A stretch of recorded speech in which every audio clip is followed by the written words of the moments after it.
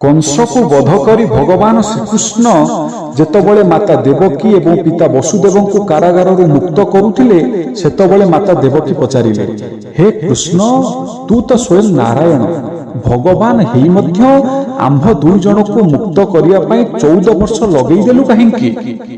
भगवान श्रीकृष्ण कहिले, आपण माता पिता दुहे त्रेतया जुगरे राजा दशरथ एवं रानी ककेई रूपरे अयोध्या शासन करुथिल। आपण दुहिंक टिकिए भूल पाई पुत्र रामचंद्र निर्दोष होई मध्य 14 वर्ष वनवास जीवाकू पड़िथिला। ताहार कर्मफल स्वरूप आपण दुई जनकू बिना दोषरे 14 वर्ष कारागारर दुख भोगिबाकू पड़िला। एपटे पुत्र विरहरे पुत्र स्नेहरु वंचित महाराणी कौशल्या द्वापर जुगरे माता यशोदा रूपरे जन्म होई पुत्र को वात्सल्य ममता देई बांधी रखिछि। काहेकि ना प्रत्येक कर्मर फल निश्चिंत भोगी